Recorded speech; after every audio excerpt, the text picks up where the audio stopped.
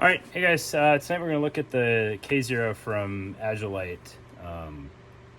Previously looked at the K19 and was not a fan. I had never been a fan of the K19, but a lot of my contention with it, especially on Reddit, was downvoted all to hell because I didn't have one in hand and people couldn't comprehend that you just get an eye for the way things are built sometimes. But finally got the K19 in hand, did the video on that. If you haven't seen it, go check it out. I still don't think it's a good plate carrier. A well-made, but not good plate carrier, right? Agilite hit me up after that video, and I was really impressed by their attitude. They weren't defensive about their design or anything like that. They just said, hey, thanks for the feedback. Do you want to check out the K0 as it's getting closer to production? So I looked at the prototype for the K0, which is right here. Gave them some feedback, and then they sent me the production model when that was ready to go.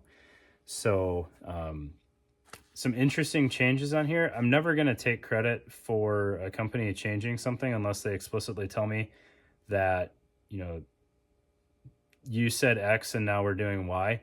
But some of the comments that I sent them were incorporated in here. So whether that was because of me or not, I'll point a couple of those things out, which I think made this even better than the prototype. Knowing now that the list price on this is almost $300, if you're an Agilite fan and you like K19s, you'll like this much more. If you're not an Agilite fan, don't get the K0. Like, there's other options that are objectively better, in my opinion. That doesn't make any sense. For the money, all right?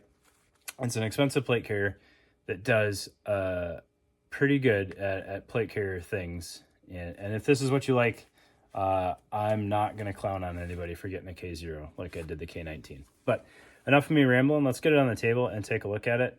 I didn't watch the K19 video again before this, but I'll try to do my best to point out like the obvious improvements from their own family of stuff, and then some of the things that I do like about this thing. All right, so looking at K0 here, I may have to pause a couple of times throughout this, just get plates out of the way to better show you guys what's going on, and I might occasionally lose you for being in frame. I apologize ahead of time. All right, so K0 versus K19, there are some obvious improvements within the family as far as I'm concerned, and I'll try to hit on those best I can. So they ditched the Molly on front and just went for a straight placard friendly system, which I'm a fan of. There's nothing wrong with an all Molly plate carrier, right? Plenty of people still use that. I've got a couple set up that are just fine. I don't care for the kind of half and half where you've got Velcro and Molly and buckles, and sometimes it's all fixed, and you're adding bulk to appease everybody, and I don't think you need to appease it to everybody. I think you should get a well-rounded plate carrier that is as good at what you want it to do as possible. So they skipped the Molly on here, which is a win in my opinion. I never put I never laced any pouches into the K19 because I don't typically think that I need to test Molly, but I've heard some people complain that the old front was slightly out of spec. So no issues there because it's not there anymore. All right. And then you've got your side release buckle mounting loops here. This one did not come with side release buckles, but I don't know if that's how they really ship. I'm not sure about that. If they don't ship with side release buckles, I mean, it's like $5. And you should, at this point in time, you probably have a bucket of those things laying around anyways. Right? There's no admin pocket. I can't remember for sure if the K19 had an admin pocket. I think it did, and I think I didn't like it. So they ditched it, and they just have a true 4-column PALS field up top. That is also a win in my opinion.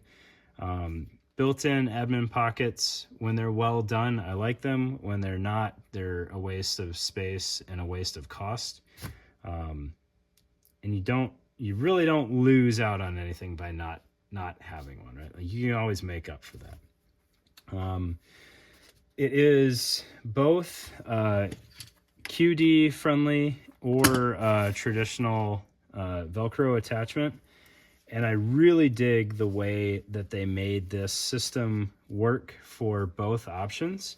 So you can see if you're not using the QD system, you have a continuous MOLLE all the way up to whatever placard you're going to use as your cummerbund flap. If you do want to swap out to a QD system, they made it really, really straightforward. You just undo this Velcro, pull this apart, and thread in your QD hardware there.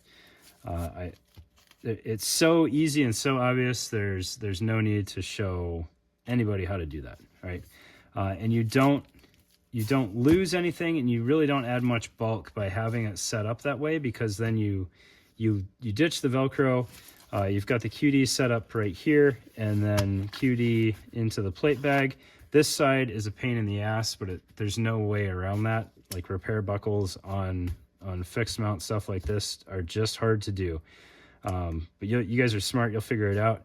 And that drops in there easy. And then the only real estate you lose is what you lose with essentially any other option on the market, is the width of the QD buckle there. So I'm a big fan of the way they set that up. They also give you internal MOLLE all the way up to the cummerbund flap. So if you want internal radios that are mounted to the cummerbund, you can do that. If you want to mount side plates internal all the way up to the cummerbund flap, you can do that as well. All right, and we'll look at the cummerbund a little bit more as we move on. But I let them know in feedback. I'm a big fan of the way they did that, and they kept it through production. So that I like. They did a nice job on that. The sides of the plate bags here, they've got a little bit of 3/4 inch, or that might even be 1/2 inch webbing there, which interfaces with their cable management pieces that they provide. These, I told them, even if like the K0 is a complete flop, like sell these things, because these are awesome. So we'll work through the rest of those as we go, but they've got this one wrap that's cut down a little bit, so it fits into these loops better. And then those are on both sides of the front bags and the rear bags. Huge fan of that. You can even get it through this smaller loop here. If you fold it over first and kind of wedge it in there, you can see that'll fit. I really dig that, and I hope they sell these by themselves, because you've obviously got two, really three locations on each side of each plate bag. So you could use up to 12 of these, and one comes in the kit. So hopefully they provide more of those. Right. They still do their kind of their V webbing here, which is part of kind of their marketing. I don't know that it necessarily adds anything, but it doesn't detract anything either. And at some point, like companies, I understand companies have to do things that are just like their look. And that's part of Agilite's look. And you really can't hit on too much for that. Like they have to make their product stand out. All right. Looking at the way the shoulder straps interface. So I think Agilite has more marketing materials on this sizing setup that they've got here. It's much better and much lower profile in totality than the K19. But what you're working with here is you've got fixed straps coming off of the rear plate bag, and then adjustable straps coming off the front plate bag. We'll get into what's going on in the shoulder pad in a little bit, but on the interface of the front plate bag, you can take up your slack with this Velcro here. And not necessarily needed, but kind of nice that you've got like sizing references here. So like known reference points or fiduciaries there, so that you can get your straps leveled out. Obviously if you're bottoming out your Velcro, that's pretty easy to tell. But you know, if you want something in between, like you're a size 2, you've got that line to make sure you're balanced out there. Is it needed? Probably not, but it doesn't hurt anything, and it does make it easier, right?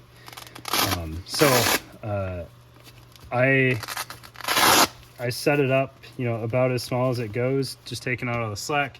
It worked well for me. Maybe the plates are a little high bottomed out, but it's typically how I like to set up my plates anyways. So it worked out well for me. All right, we'll open up the plate bag here just to start getting some mass out of the way. Pretty good closure down here. I don't know why. I think a lot of companies still forget about plate backers, or they're not at all marketing towards military body armor. But ESAPs and backers in here, it fits, it's secure. I have confidence I'm not going to dump my plates. I would still like a little bit more flap. I don't think there's a single plate carrier on the market that another inch of flap wouldn't help. All right, so I'll get these plates out of here so you can take a look at what's going on inside the plate bags. Plenty of loop on the body side to secure that with. So like that extra inch of flap, there would be plenty of Velcro there to interface with. But you can see it's very, very cleanly done. You've got good edges throughout here. Internally, you've got some raw edges there, but it's all sewn well. The bottom corners here folded over nicely. I think they did a pretty good job on kind of the finishing touches in there. And you can see some real nice clean stitching throughout that plate bag there. It's also a fairly strong, or should be fairly strong construction here with the multi-piece plate bag. So you have an actual piece of material that is the side wall of the plate bag, and then a front and a back. So you have some built-in geometry there, and you're not just stretching the front and back panel there, which I appreciate. And then you've got some little pull tabs here to help get the flap open. Really not enough to do much for you. If you're like me, you're gonna, you know, rip some skin on Velcro. That's just the way it is. All right. All right, we'll get the rear plates out of here so we can move this thing around on the table a little bit better. All right, let's try to make it through these shoulder straps while we're here. All right. So the K19 was awful for trying to shoulder a rifle. And that was between both the QD hardware on the shoulders, as well as just the abundance of bulky things going on with the spacer mesh and a lot of adjustment shenanigans going on. Was not a fan, and could not comfortably hold a rifle or shoulder a rifle with the K19.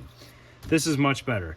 You still have a little bit more bulk than you probably need, but holy cow, did they clean up, especially the shoulder region. Like that's what you're working with there, is just that little bit there in the shoulder pocket. I like the way they did these pads. You've got this kind of nice clean fold over here with plenty of continuity there.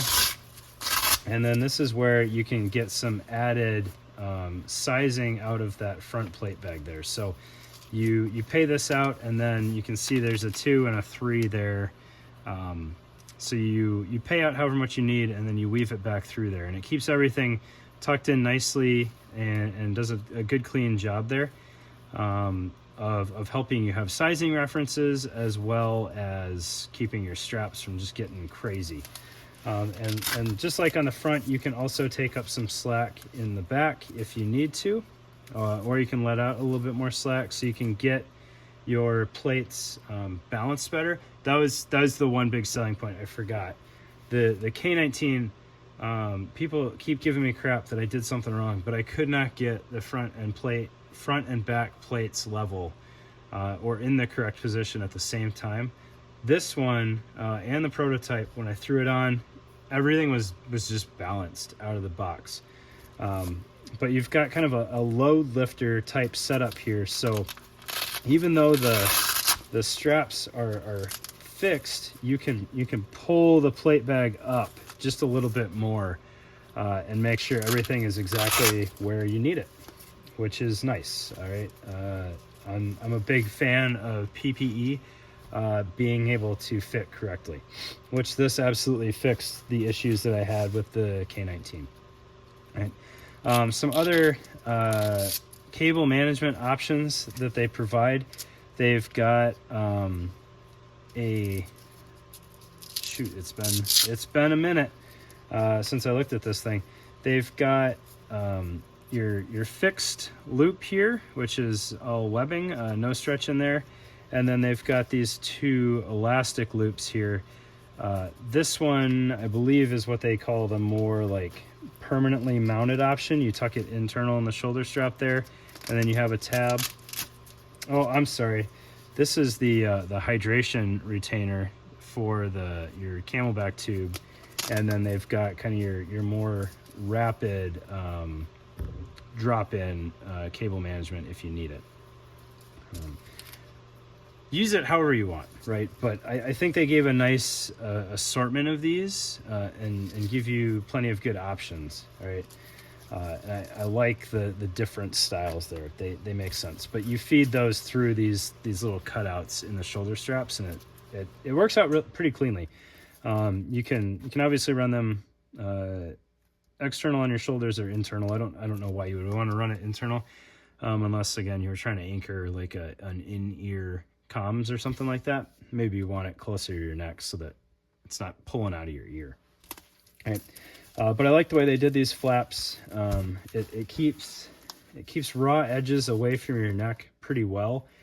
Obviously, you're not going to need additional shoulder pads with this. It's a little bit more bulk than I typically need, but I think they did a pretty good job on that. And the width is not obnoxious. It's like the old Eagle shoulder pads, or the First Spear shoulder pads in sizing. So if you ever had those with the little elastic webbing on top of them, it's pretty comparable to that. All right, moving on to the rear plate bag here. Huge improvement over the K19. They don't use G-hooks. They use their own version of webbing here. So these are repair buckles, if I remember correctly. They have a very, very small notch in them, but they are repair buckles. So you're not stuck having your cummerbund attach out here on the edges. If you're a smaller dude and you can afford to use up all of this webbing and still need some adjustment, you can move these back to any row of PALS webbing that you want to. It's going to be a little bit of a chore to install, just based on the laser cut kind of being fairly stiff and then that having a fairly small notch in it, but it'll work. And it cleans up that cummerbund attachment a lot. You also don't have to use their cummerbund now because they give you a cummerbund flap here, which this is real fresh Velcro. So they give you a full-size cummerbund flap, so you can drop in any of your Pharaoh-style cummerbunds. If you're feeling really squirrely, you could put like the VXV adapter in here and put a JPC cummerbund on here. Or, I don't know how you would use it, but you can put an SPC cummerbund on there. The world's your oyster as far as cummerbunds go on here, to include the Agilite Warfighter cummerbund, which is a much more traditional style. That's an aftermarket add-on to this if you want it. Right? It would be neat to see them sell these plate bags without this cummerbund, so that you didn't have to buy both, but you're kind of stuck with that. But I really appreciate that they grew out of only using their kind of goofy cummerbund. Right? So you've got that flap there. Even this cummerbund is an improvement over the K19. The K19, you were limited to 3 columns, which is not enough for any realistic loadout, in my opinion. This one you have a true 5 columns of 2-band cummerbund available to you. And then what's kind of neat is under this Cordura panel, you've got some stretch built in. And I think it's a very nice amount of stretch. You size your cummerbund so it's, you know, as snug as you want it, and then it's just enough for when you're wheezing out on the range because you haven't been doing your cardio, to let you really heave without being constricted by your plate carrier. All right, so I think that's an improvement. I still don't necessarily care for this setup, but it is wildly better than the K19's version of the same setup. And then the rear plate bag here, I will show it because I'm impressed that Agilite is as open to feedback as they are. So on the prototype, you didn't have a 6th column up towards the top. You had this Velcro here. I recommended that they just bite the bullet and put a 6th column. It just gives you more flexibility. If you need hydration on the back, you're not stuck with it centered. You've got room to offset. You know, if you're somebody that can afford to have a radio on your back panel, or like a rover system or something like that, that may or may not make sense to just live on the back, I think it's nice that you can have that those 2 columns of Molly still usable and have hydration on the back panel. I appreciate that they went with that. They lost a little bit of the aesthetics there for sure, but I think they made it more functional, and I'm a fan. All right. So better cummerbund options, better stock cummerbund, better shoulder bulk. They grew a lot, in my opinion, between the K19 and the K0. I wasn't sure, I'm still not sure if they're going to continue offering the K19. I wasn't sure if this was going to be like a little brother of the K19 based on the naming convention. Cost-wise, I think they're peers, but this is for sure the better option. So if you're a big Agilite fan, which I know that community exists, get this thing, not the K19. If you're not an Agilite fan, I understand I'm not going to convince you to be one. I'm not trying to. I'm just trying to be as open and honest as possible. And I appreciate their candor in working with me on this. They didn't buy this review. They just sent me this to look at after I slammed the K19. I think that's pretty cool and a pretty mature way of doing business. So I appreciate that, and I want to give them some screen time. But rambled on for 20 minutes. Hopefully you guys watch this at like 1.5 speed, so it doesn't take up that long on your time. But I appreciate it, and thanks for watching.